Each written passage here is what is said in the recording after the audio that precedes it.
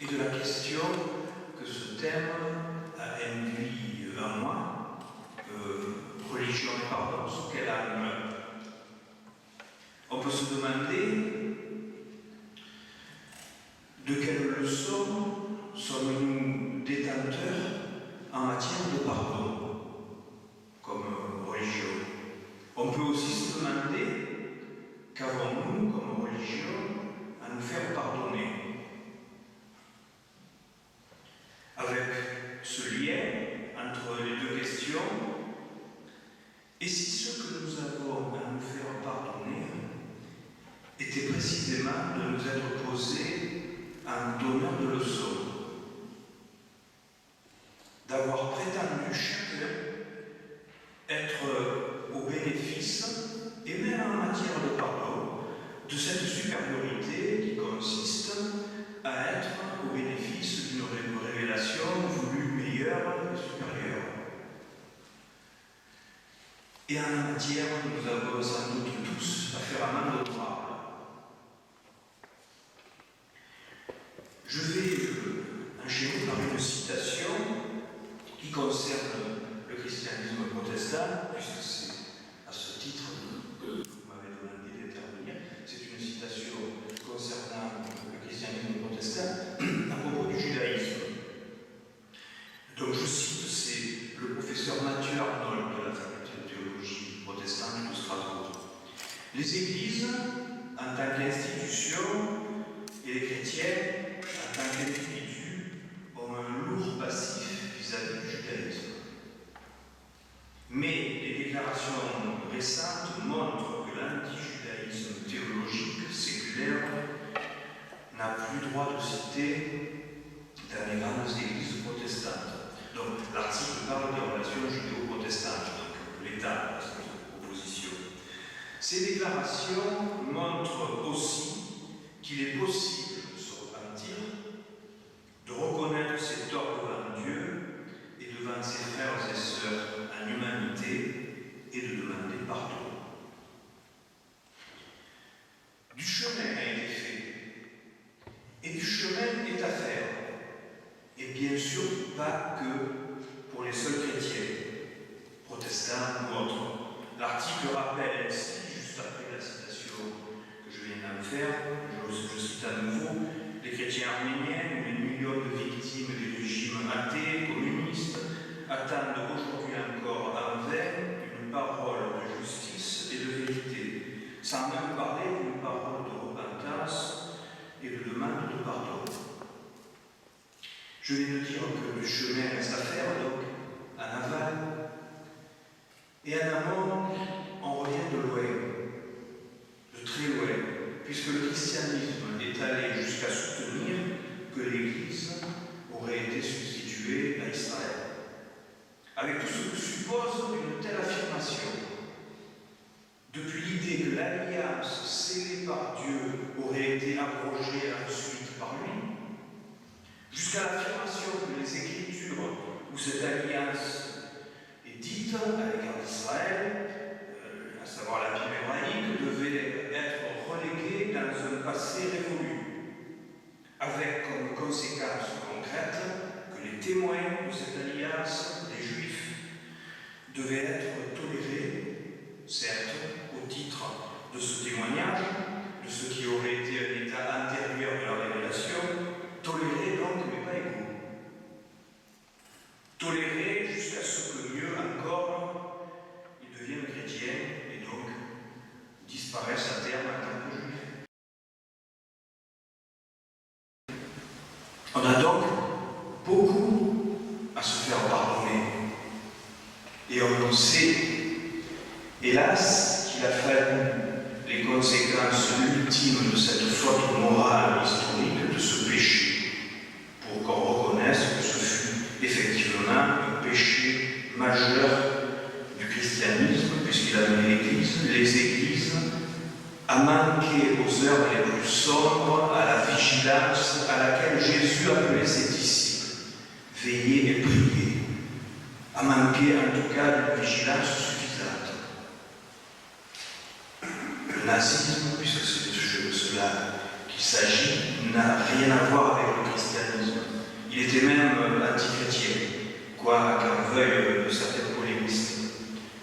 Mais il n'en était pas moins convaincu, à l'instar de beaucoup dans les temps modernes, d'avoir dépassé et donc d'approcher ce qui l'avait précédé. Si le christianisme n'avait pas eu les mains liées par sa théologie de la substitution, de l'abrogation des paroles de Dieu pour Israël, tout permet de penser qu'il aurait été plus efficace contre cela. On en a la preuve par les faits, d'ailleurs. Quelques-uns refusaient cette théologie de la substitution, alors qu'ils étaient minoritaires, comme dans quelques villages séminoles connus ou ailleurs. Eh bien, cela leur a simplement permis d'être humains. Ce qu'ailleurs, la théologie de la substitution empêchait. Leur foi était radicalement opposée à l'idée que Dieu pût abroger une parole par laquelle il s'était engagé. Après la catastrophe, tous ont compris l'immensité de la faute et ont rejoint ces minoritaires, d'où les grandes déclarations dont parlait le professeur Arnold. L'alliance ne peut pas être abrogée, diront plus tard ces déclarations. Et pour l'Église catholique, le Vatican II. On est allé très loin dans la faute avant cela.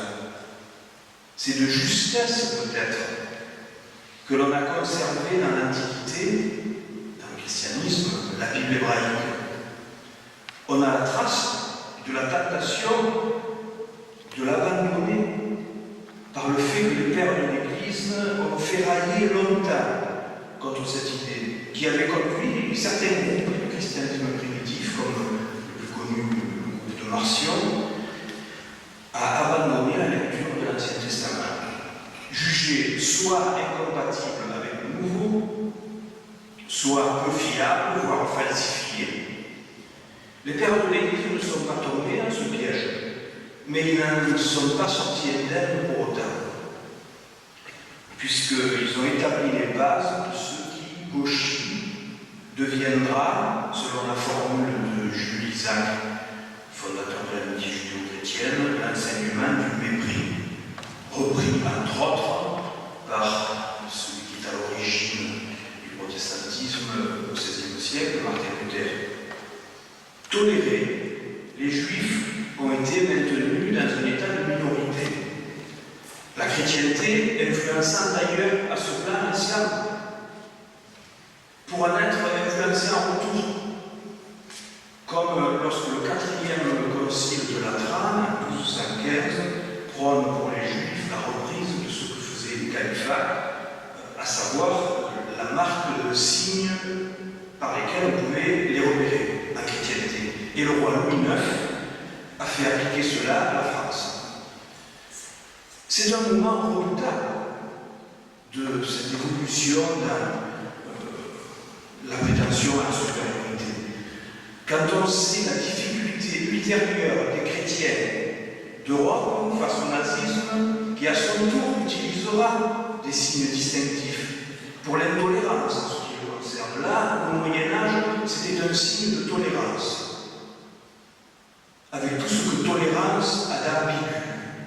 Et là, je rappelle la parole du pasteur Raoul Saint-Étienne, député à l'Assemblée constituante de 1789, réclamant contre la tolérance octroyée aux protestants par Louis XVI en 1787, réclamant contre la tolérance la liberté de culte pour les juifs et pour les protestants. Nous voulons la liberté et pas la tolérance. Et la demande de pardon doit aller jusqu'au fait que nous avons été tolérables. Oui. La tolérance est une faute là où l'on voit la liberté, qui seule crée la responsabilité. La tolérance réduit l'autre au bon vouloir de celui qui la lui octroie et qui se comporte donc en supérieur. Faute envers autrui, faute envers Dieu, qui a fait tout être humain à son image. Et c'est sur cette conviction que Paul affirme qu'il n'y a ni juif ni grec, ni esclave, ni homme libre, ni homme ni femme. Et Dieu ne saurait abroger à nous tout ce qu'il a scellé par sa parole. Et ça, c'est l'argument que l'on trouve déjà chez Calvin, au XVIe siècle. Et toutes les conséquences n'en ont pas été tirées, mais l'argument est là. C'est cet argument qui appuiera la conviction des humbles paysans, entre autres, qui ont accueilli les juifs persécutés par le nazisme, outre que c'est simplement humain, de l'ordre de la bienveillance. Mais l'argument est là dans le texte chez Calvin, Dieu ne peut pas se renier lui-même. C'est un propos qui est appliqué à l'alliance avec Israël à l'appui de certains textes de Paul, comme la seconde épître à Timothée. Dieu demeure fidèle parce qu'il ne peut pas se renier lui-même. Il n'abroge pas ce qu'il a dit, sous peine de n'être pas fiable. Pourquoi est-ce que je croirais ce que Dieu dit dans le Nouveau Testament s'il abroge ce qu'il a promis avant, sous prétexte que le Nouveau Testament a été écrit après? C'est un double problème théologique de dire ça. Outre le fait que ça suppose un Dieu qui change d'avis, cela fait un Dieu bien humain, au sens de Nietzsche, humain, trop humain, un Dieu temporel, soumis aux aléas du temps. Un tel Dieu n'est pas le Dieu unique, le Dieu des patriarches qui est au-delà du temps. Ce n'est pas le Dieu manifesté à Jésus-Christ et auquel il s'adresse comme à son Père. À nous de savoir qu'un rite mis en place ultérieurement, pour légitime qu'il soit, n'abroge en rien la permanente validité d'un rite antérieur, Dieu lui-même en égara. Et c'est non seulement à autrui, ici aux Juifs, mais ça vaut pour toute l'humanité, que l'on prétendrait dépasser par je ne sais quelle supériorité civilisationnelle ou religieuse. Ce n'est pas simplement aux hommes qu'il s'agit de demander pardon d'avoir tenu l'idée de dépassement, mais à Dieu.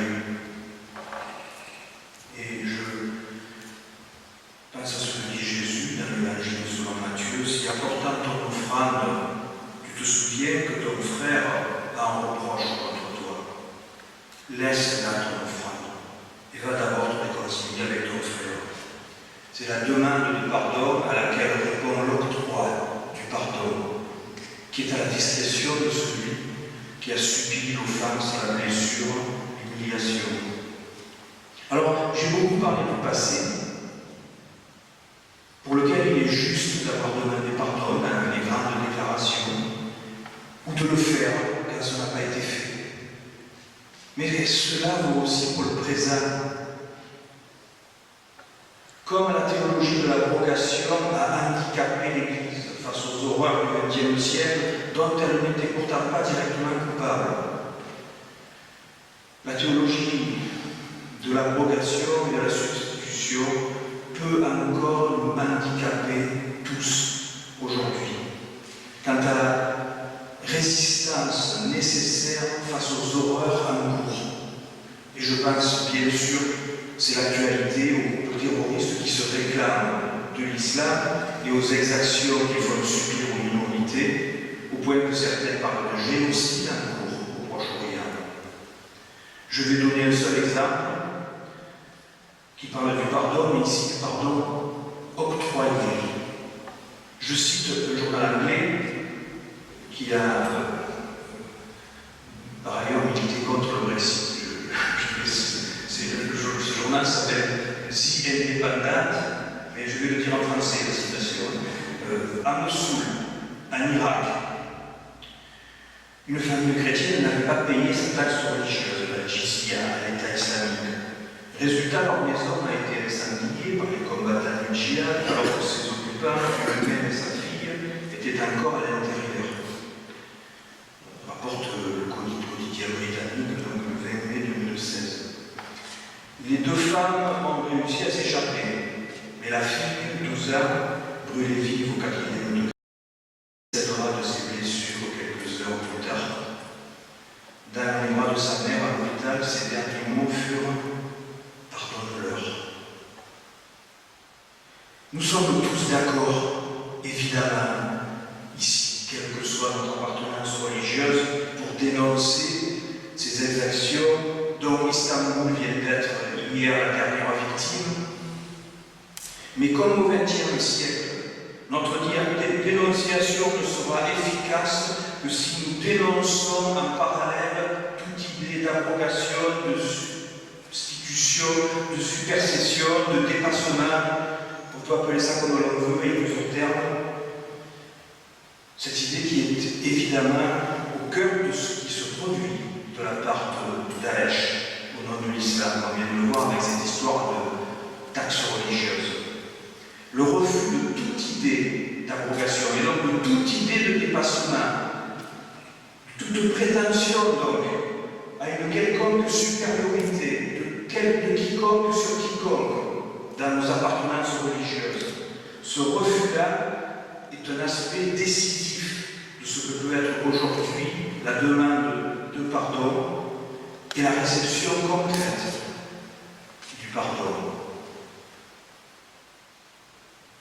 À mon sens, c'est une faute que nous avons partagée, que nous partageons peut-être encore. La conviction que telle ou telle tradition nous place par l'éminence beauté que nous voyons dans notre propre tradition au-dessus des traditions des autres. C'est une faute. C'est une faute pour laquelle il s'agit de demander pardon à ceux qui en